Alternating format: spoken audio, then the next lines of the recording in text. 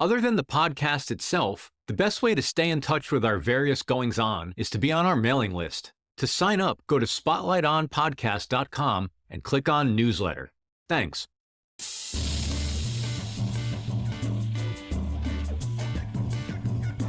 Hello and welcome to Spotlight On, the podcast featuring musicians, writers, innovators, and ideas shaping media, entertainment, and culture. I'm your host, Lawrence Purrier. Today, the spotlight shines once again on media artist Tamiko Thiel in the second of our two-part conversation. In our first talk, we explored Tamiko's journey from designing the world's first AI supercomputer in the 80s to becoming a pioneering artist. Today, we dive deeper into her groundbreaking work in virtual reality and other philosophical matters. Tamiko's been creating immersive digital worlds since the mid-1990s, when she worked with Steven Spielberg on a virtual space for seriously ill children.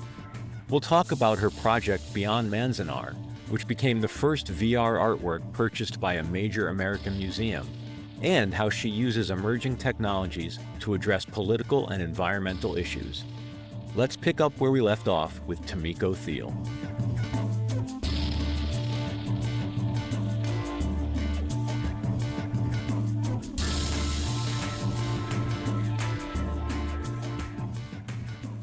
I wondered if we could start today by talking about your work in VR.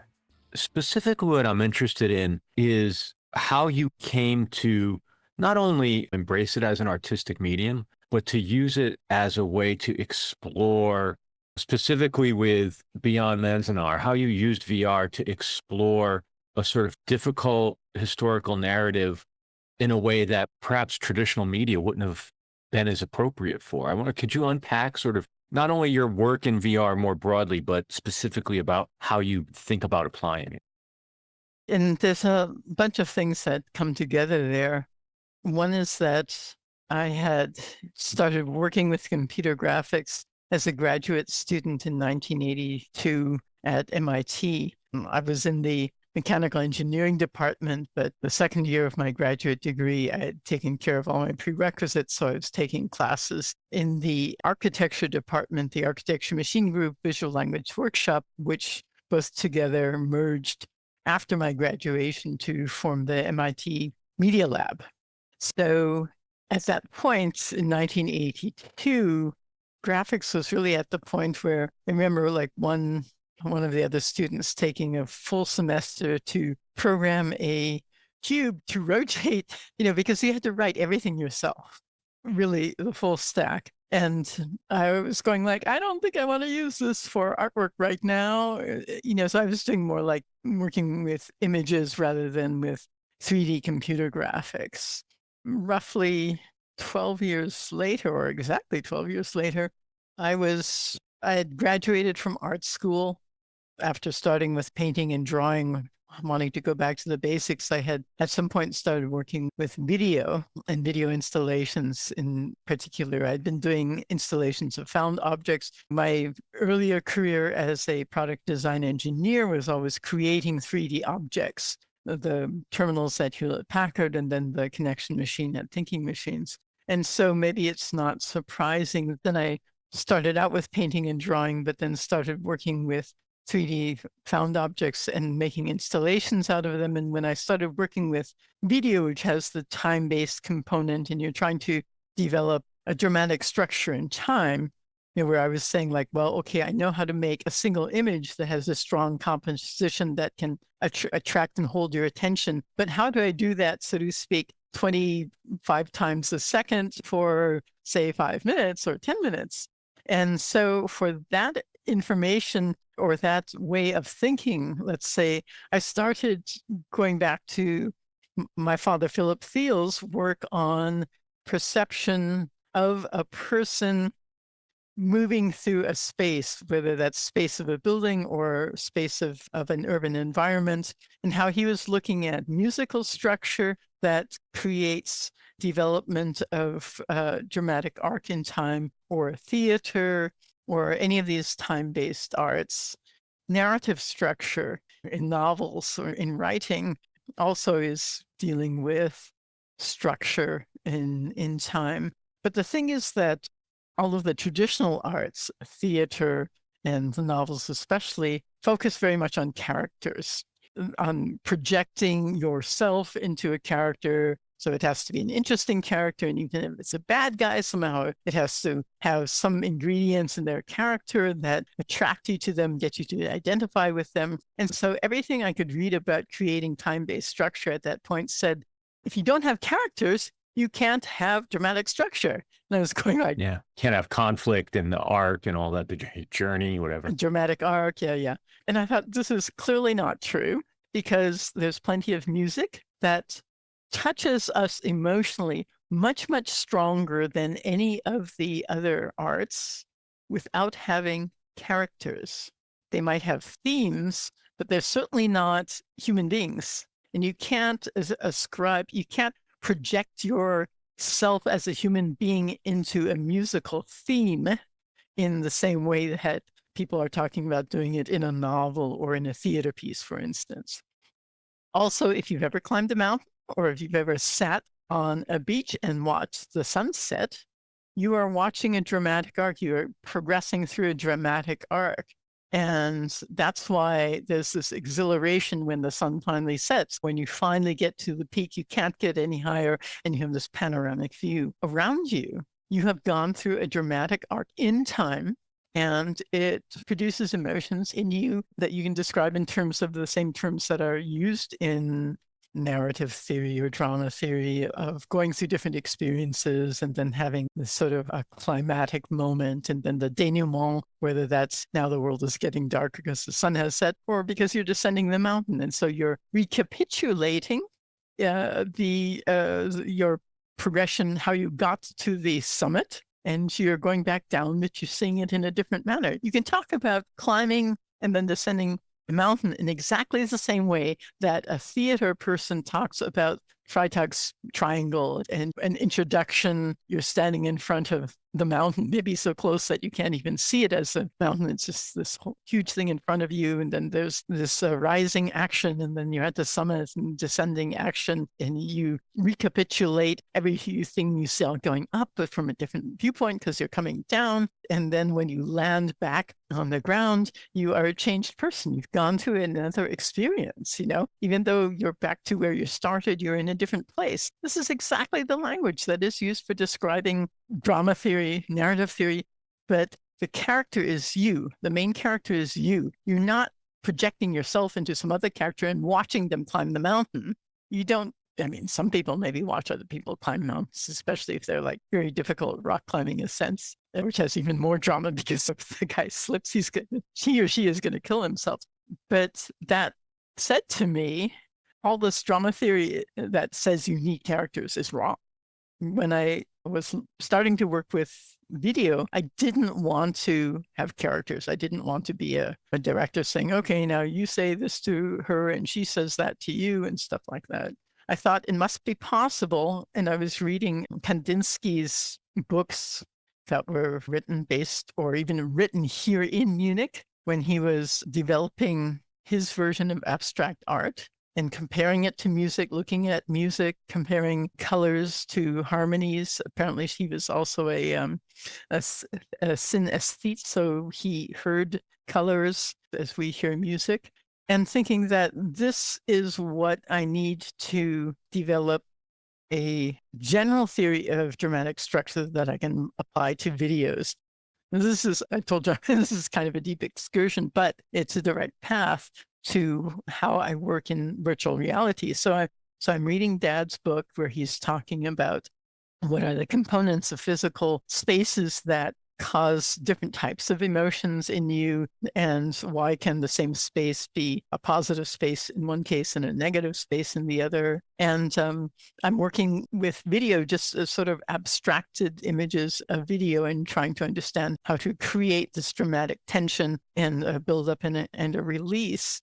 Then ended up graduating with a video installation that I then showed around and got a lot of very positive feedback from it. It was shown in a lot of important video collections, and through one of those entered the ZKM, the Center for Arts and Media in Karlsruhe, which was the first institution that was started collecting media art.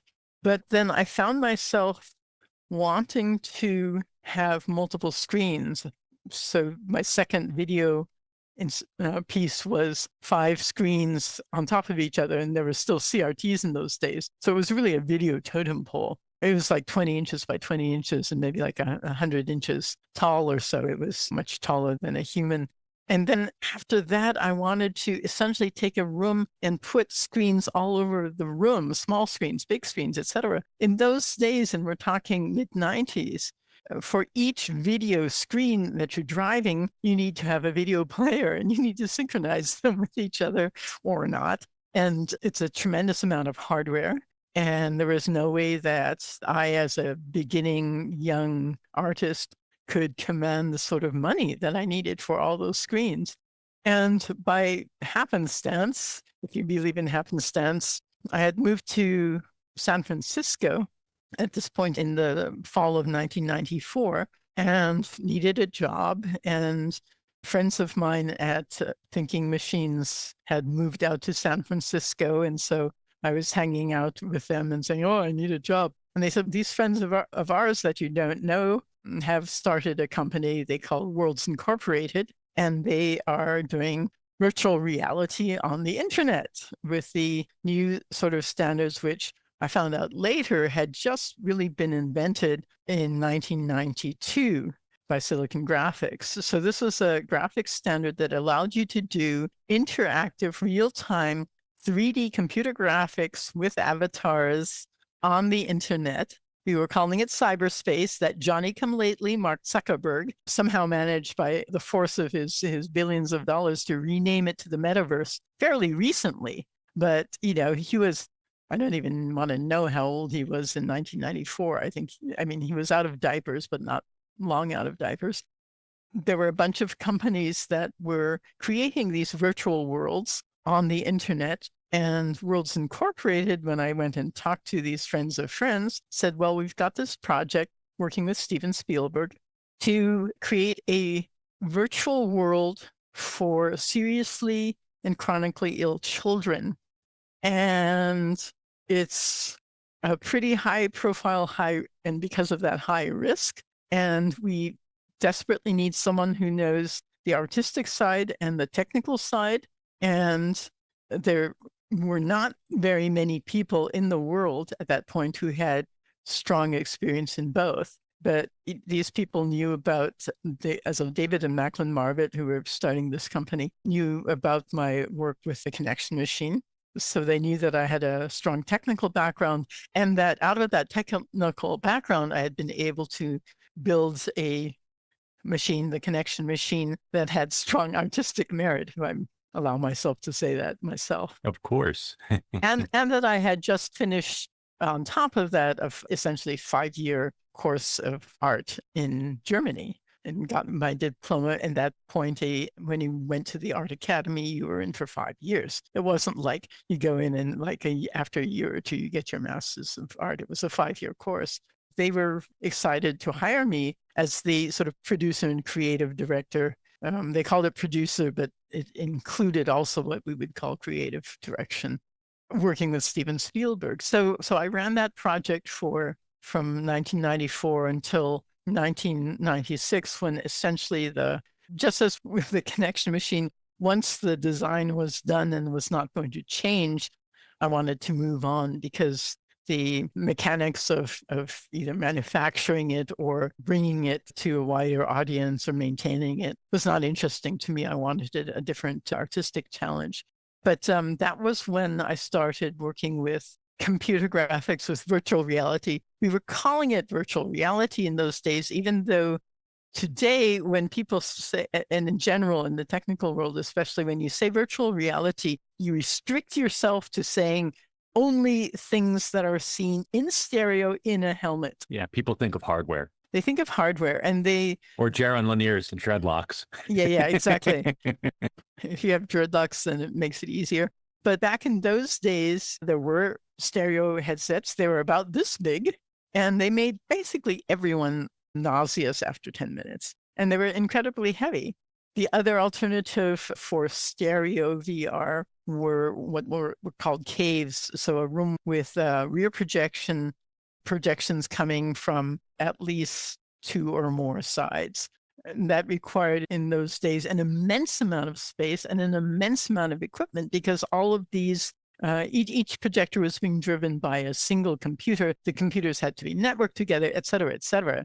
So we're talking about everything you had to do. Stereo VR at that point was extremely expensive, made everyone nauseous within 10 minutes, and was just not reasonable, especially when the doctors said, listen, these kids are literally seriously or chronically ill. They have cystic fibrosis, they have cancer, they have, these really heavy diseases. They are constantly nauseous because of the medicine they're getting.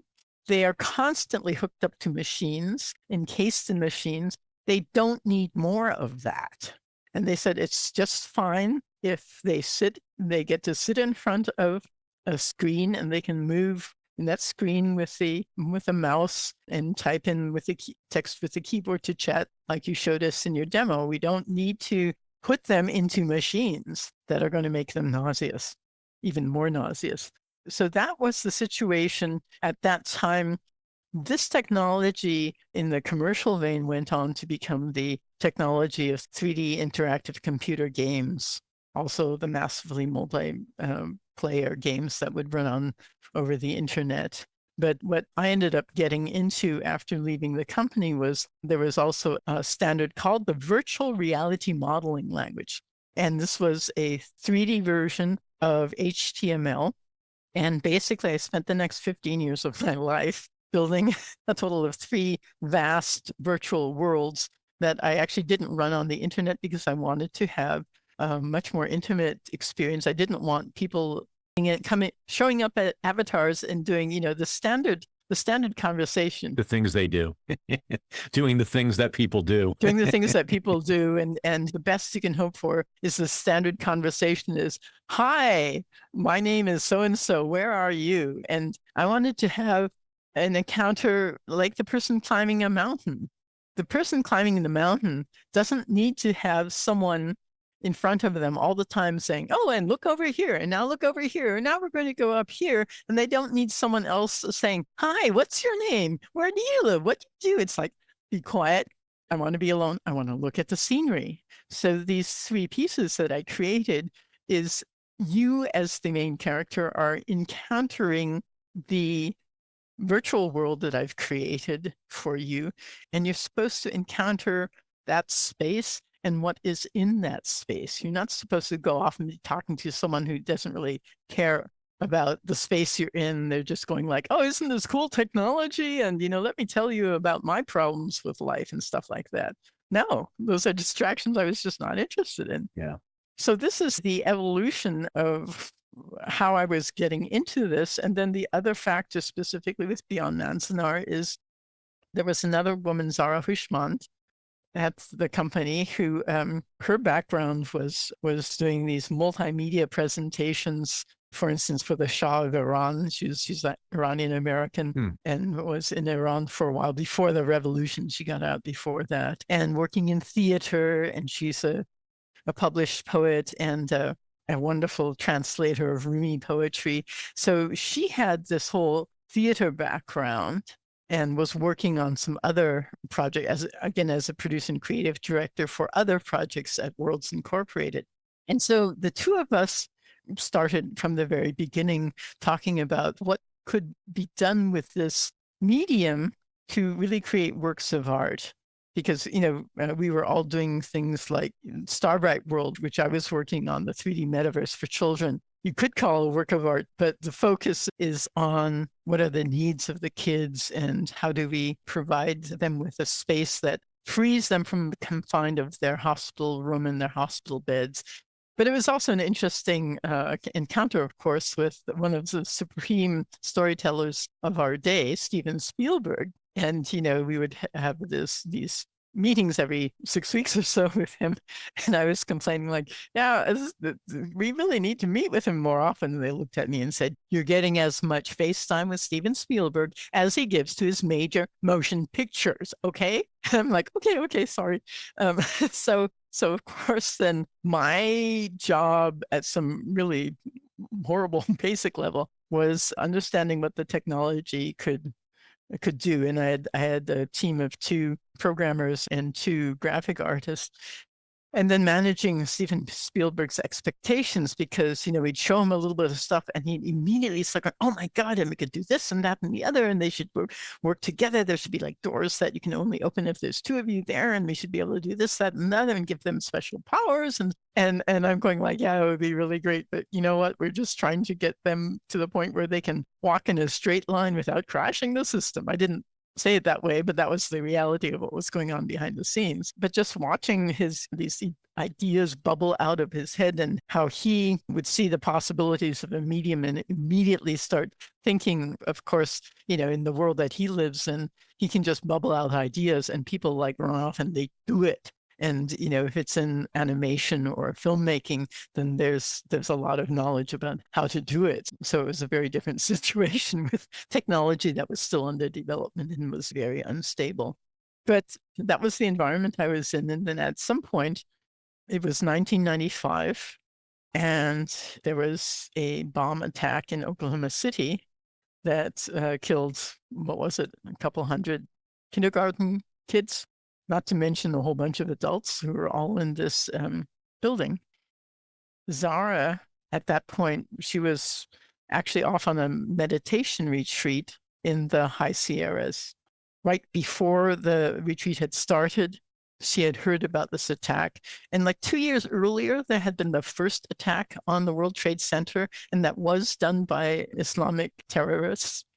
And so Zara's thought, as she's entering this week-long silence, no media from the outside world, you're focusing just on the meditation, was, oh my God, what if when I come out, it turns out that Iran was behind this latest attack, and there are police waiting for me to take me and everyone of Iranian ancestry into a concentration camp, like, for instance, Manzanar, which is just down the road from where she was doing the retreat.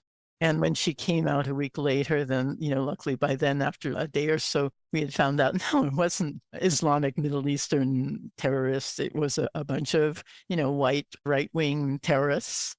And she was off the hook, so to speak. But shaken up by this experience and knowing that Manzanar, the very first of over 10 concentration camps that were built in World War II to imprison people of Japanese ancestry, down to 1/16th drop of blood. They used, of course, the same rules that they used to determine who is Black and therefore should be a slave.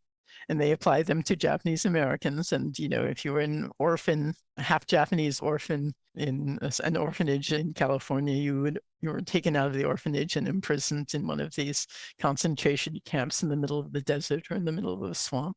And she went and visited the site and was struck by its beauty and how it reminded her exactly of the landscapes of Iran, of mountain landscapes, snow-covered mountains, high plateaus, high desert plateaus, and the snow melt from the mountains will create these oases where people would build gardens in the middle of the desert, and they would build a wall around it to keep in the moisture. And she said Manzanar to her looked like a Persian garden that had been taken back by the desert. And she said even the grid of harshly tarred roads in the camp, all of the barracks at that point had been like long, and they disappeared right after the war because in the desert there's not a lot of building wood. And so these barracks were all taken away. So there's just this grid in the middle of the desert. And she says, it's just like the grid of a Iranian paradise garden, because in Iranian Persian culture, the geometry, this sort of geometric grid is indication of the perfection of paradise. And by the way, do you know that the word paradise comes from the Persian word paradis, the Farsi word paradis, which means a walled garden. And she's going on and on about having these images of gardens in Manzanar. And I said, wait a minute. And I Googled gardens in the desert. And immediately what came up was a photograph that Ansel Adams took of a Japanese paradise garden in Manzanar during World War II. And I could tell immediately it was a paradise garden because there was a rock that looked like a turtle, a sign of longevity, and an island that looked like a crane, another sign of longevity. These are the signs of a paradise garden in a specific tradition of Japanese garden design. And I said, we've got an art project. And 5 years later, we had finished it. But that was really the way that it all started, with an image that was so strong and so layered with the actual site of Manzanar, the actual experience, the historical experience of the Japanese Americans imprisoned in Manzanar during World War II, and then the parallel but very different, of course, experience of Iranian Americans threatened with similar internments for the crime of being the face of the enemy. And at some point, we found also newspaper articles with actually the Japanese American Citizens League, the JACL, where during the 1979-1980 Iranian hostage crisis, a lot of people were calling for the internment of all Iranian nationals or people of Iranian descent in concentration camps, literally, quote unquote, just like we did to the Japanese. And Japanese citizen groups were saying, this was wrong when you did it to us. It's still wrong. You shouldn't do it. And Carter was the president at the time. And Carter was also not really keen on violating citizens' rights by locking them up. You might see some parallels to what's happening right now, that people are being arrested without due process, without the ability to even talk to a lawyer, which is one of the pillars of our democracy, and with no trial, with no proof of wrongdoing, with not even proof that you're in the group that you're being arrested for being in, are being spirited away, sent out of the country, locked away. This is what happens time and time again. And that's what Beyond Manzanar was about. I mean, we finished Beyond Manzanar a year before the attacks on the World Trade Center. Exactly what Japanese Americans had seen in World War II started happening again. Exactly what Iranian Americans had seen at the time of the Iranian hostage crisis started happening again. And now Trump has, with no reason, has started doing it yet again. And so that's what the piece is about. With my background working with virtual reality and thinking with my father's theoretical background about the experience of moving through space, being in space, what space says to you, what your environment says to you. Zara, with her theater background, very strongly influenced by Bertolt Brecht. It was a deep dive into how can we use this new medium. Put you in the shoes that you might not ever want to wear, put you in the shoes of someone else, and then take you through a dramatic experience that hopefully will give you some inkling of what it's like when you are being imprisoned for no fault of your own. We'll be back with more Spotlight On and Tamiko Thiel right after this break.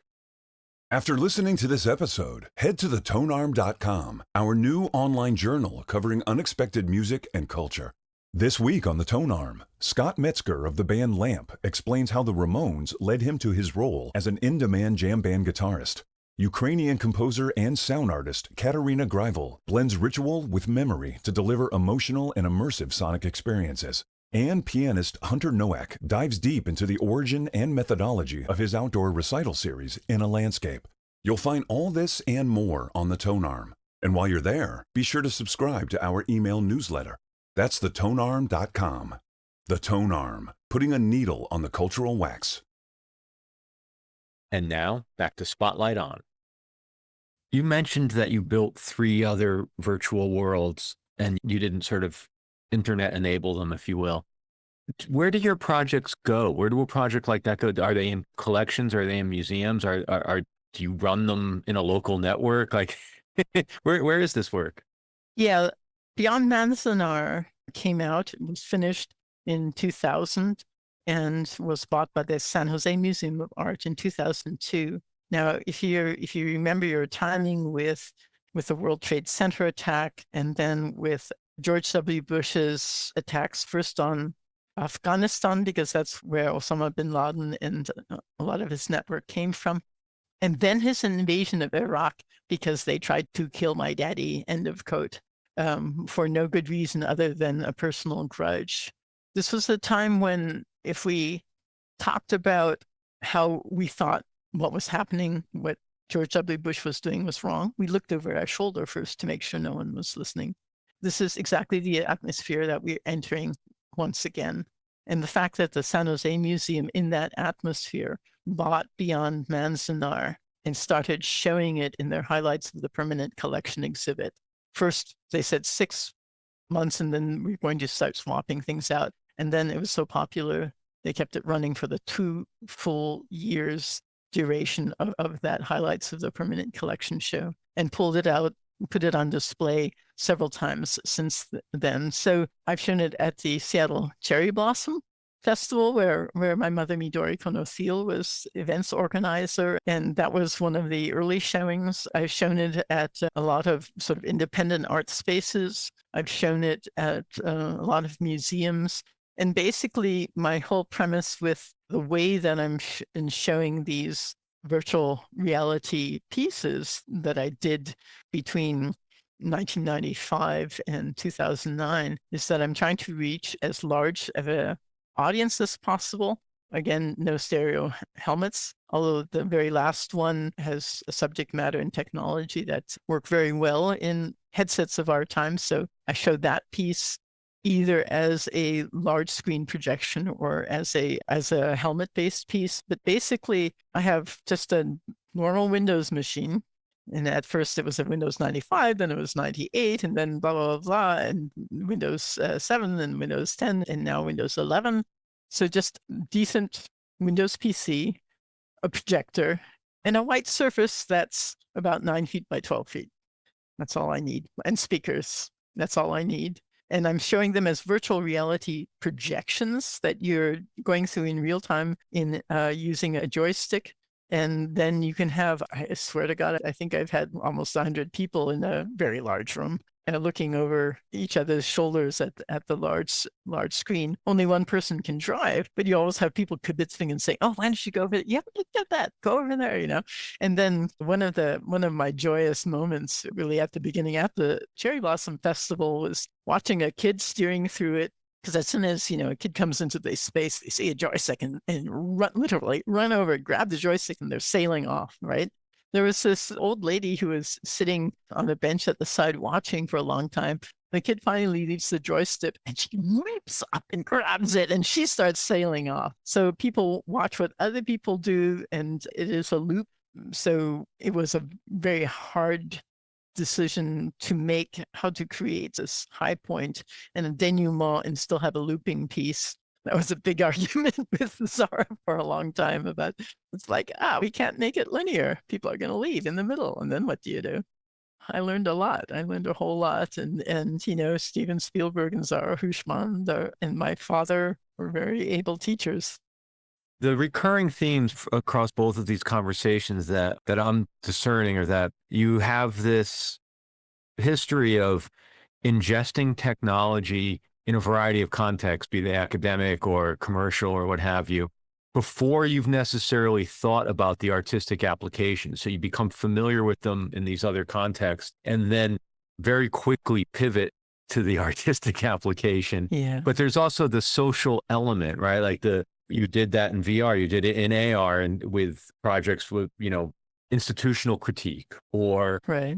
Nature. Yeah. There's a social element that runs through the art. And I'm so curious about that. Is quite a crossroads, right? Of the technology, the artistic application, as well as the statement or the commentary. I had in my notes to ask you how you choose those to bring together. But hearing you talk just about Beyond Manzanar, it seems much more organic, like these things arrive. Yeah, very, very much so. I mean, I have to say, Dad is a real Bernie Sanders type of guy. And in fact, they're both from Brooklyn, have very strong Brooklyn accents. My father is dead, but I hear his voice every time I listen to Bernie Sanders speak. I love that. And, they're both like essentially 50s, 50s socialists. So I grew up, I think I talked in our last conversation about Dad's Bauhaus aesthetic. And there's also a very, very much a social aesthetic. And people who know my father know that in Seattle, he was always essentially a social activist for a better urban environment. I think he kind of missed the boat on the fact that Seattle has to build more densely. Yeah. But I grew up with that sort of perspective in the house. And I often try and make completely non-political artworks, and it doesn't work. Yeah, I was going to say, I don't buy that for a minute. It always sneaks in. It always sneaks in. So at some point when I realized that, I said, okay, maybe I can at least start making artworks that can be shown to children that don't have, I don't know, nudity or something, because in America you have problems with nudity. And, I have some pieces that have religious components or critiques of religion, and like that is obviously also a problem in America. So ecological issues, both because they're very important to me, but also because that has a much broader scope than pieces that are very, very explicitly critiques of politics or religion or our hang-ups about the body.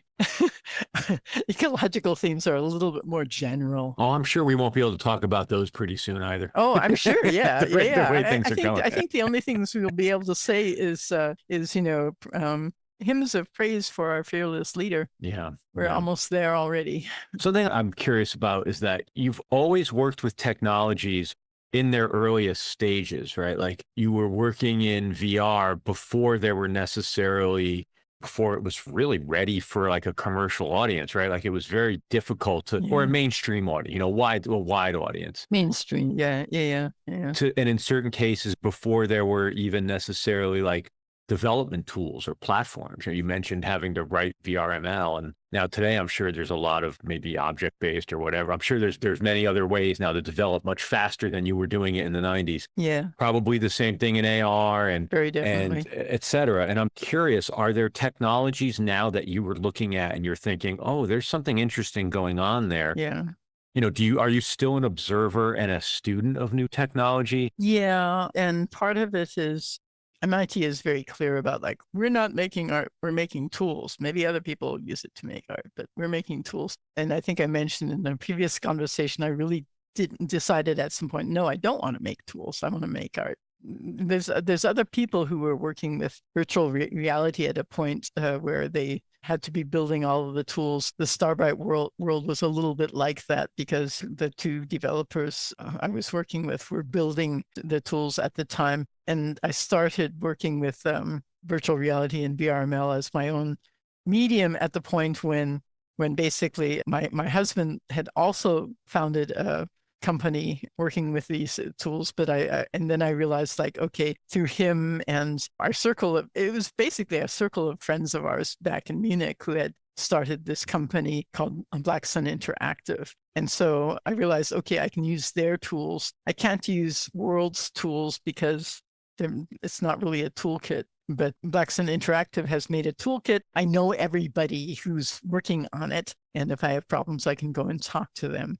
So that's certainly my preferred method of working on things. And right now I've been holding back from working with the AI tools because of the huge ecological footprint. It looks like I'm going to have some access to one of the organizations I'm part of to work with some AI tools for 6 months. And I want to use that time to really understand I could use them for my personal artworks, and we'll see what comes out of that. And the other thing is the whole sort of quantum computing area, which a couple of women with PhDs in quantum physics have turned into artists and are making pieces, or say they're making pieces with quantum computers, which given their instability, I'm not quite sure what they're actually doing with them, but I might have an opportunity to look into that also. I actually feel like I'm rarely the first person, but I may be like the second or the 1.5 person. Yeah, I was going to say, you're not the 20th. I'm definitely not the 20th. Yeah. And well, although there's so many people working with AI, the text to image and the text to video stuff now. So at this point, there's probably hundreds of people working with that. But I'm not really about images, I'm about space. So that's the other reason I've been hanging back a little bit, because I don't want to just make images and the videos are also, the amount of energy used up making a video is even more ridiculous, but we'll see where that goes. I'm a tinkerer.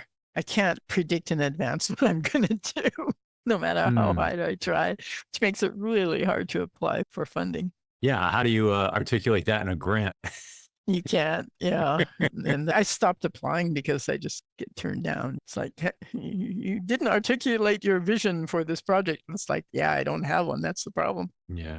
Yeah. I just want to work with it until something evolves out of it. I wonder, do you have a philosophy or a grand theory about the relationship between basically people and technology at this point? Like, you talked about how you don't want to build the tools, you want to make art with the tools, yet you've been in environments where, because you were on the bleeding edge, you had to participate in the making of the tools. Yeah. But there's so many things we've talked about in our time together that I'm not sure we were going to see in our lifetime. Like, I wasn't sure they were going to figure out any measure of stability with quantum computing in our lifetime. And the fact that there's prototypes that are existing in labs and they're starting to apparently run applications on, it's a little bit, it's just kind of astounding to me.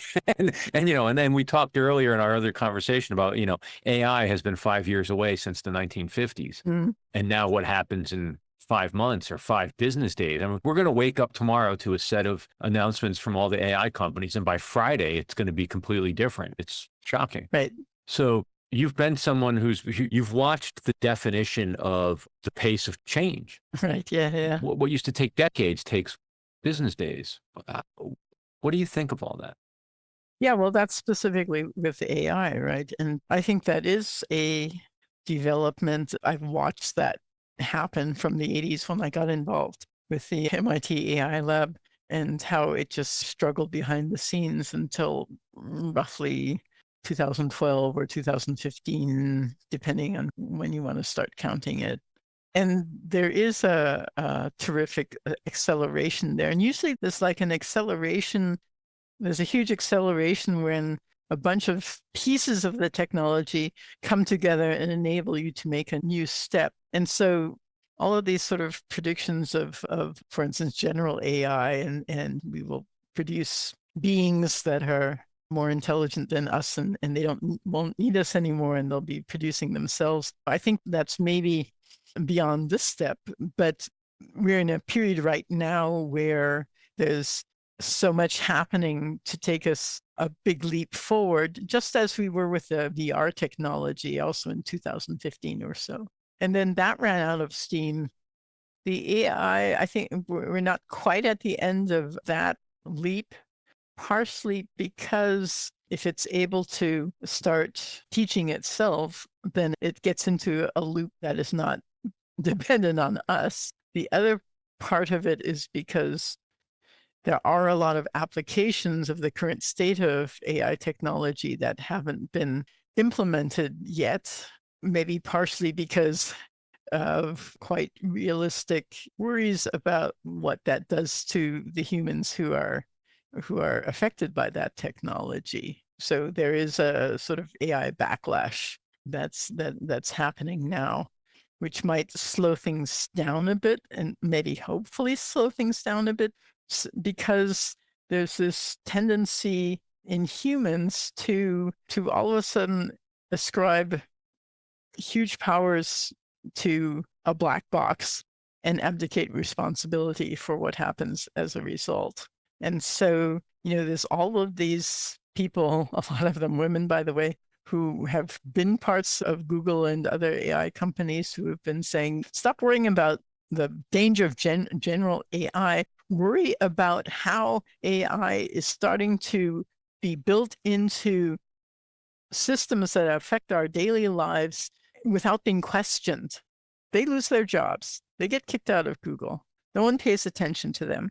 Everyone pays attention to the billionaire tech pros who say, oh, well, maybe a general AI is going to come and like kill us all or something like that. And that's a perfect cover, because meanwhile, the AI companies and anyone who wants to implement AI without having any sort of social watch person talk about it are able to go off and just do what they damn well please and build it into systems that evaluate whether we should have a job at all, or whether we should get Social Security. Or I tell this example of this friend of mine who, right after she graduated from college, was told, okay, develop an AI system that assigns foster children to homes. And that was all that she was given.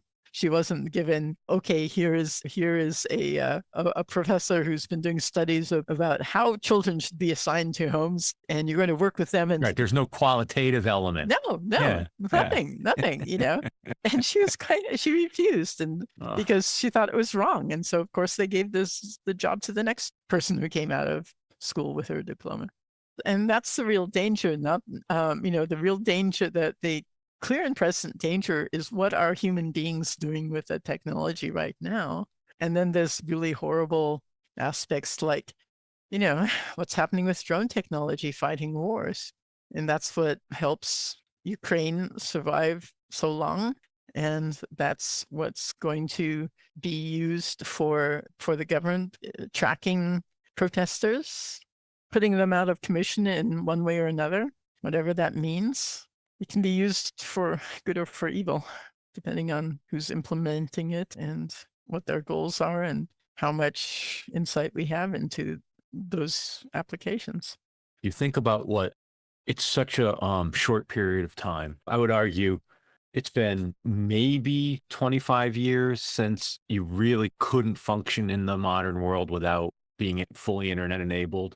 Maybe a little longer, certainly not 30. 1995, it was still, you still knew plenty of people that couldn't use computers, didn't have email. But by 2000, certainly by the early 2000s, like it was getting increasingly hard to pay your bills and to shop. Yeah. But it's not that long. Yeah. And the fact that if you unplug it now, or if you unplug it at the individual level, that's the thing. Like, you don't necessarily even need to disappear people physically or detain them physically. If you were to forbid somebody from having internet access, they wouldn't be able to be a participant in modern society. And that's terrifying. Yeah. I don't want to leave you on that note. We've had such lovely conversations. I mean, your art is not dystopian. Well, that was kind of a decision.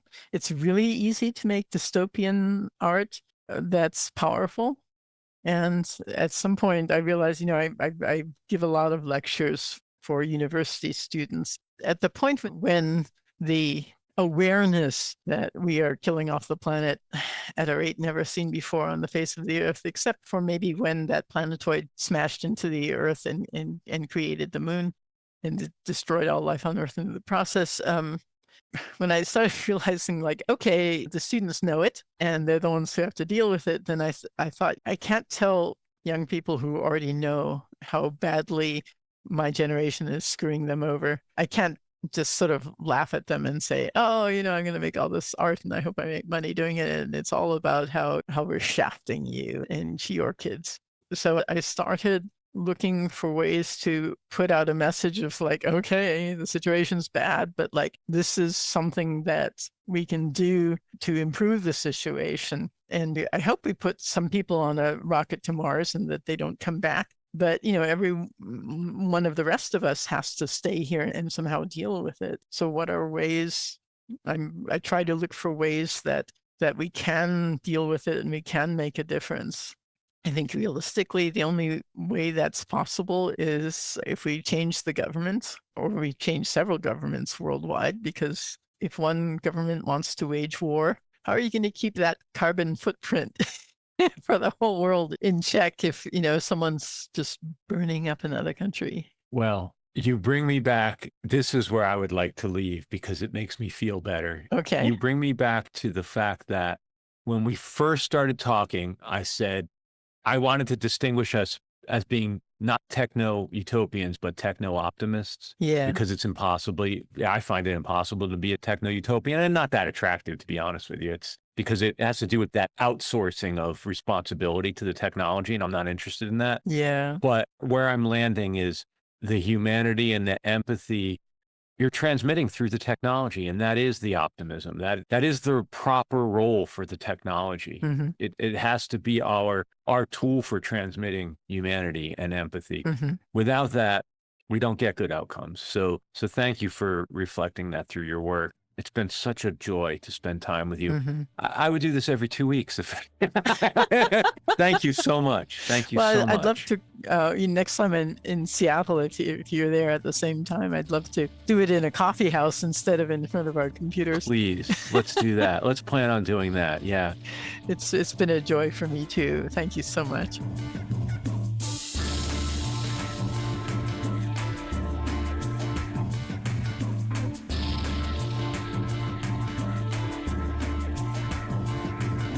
Thank you so much, Tamiko Thiel. And as always, thank you for listening to Spotlight On.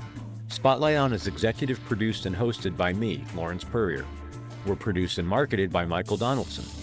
Editing and sound design is by Terry Grant. Our theme music, that's Q-Burn's Abstract Message. The most important member of our team is you. Thank you for supporting our work. Please rate and review us wherever you listen to podcasts, and then visit us online at spotlightonpodcast.com. While you're there, explore the free episode archive. Thanks for listening, be safe, and stay in touch.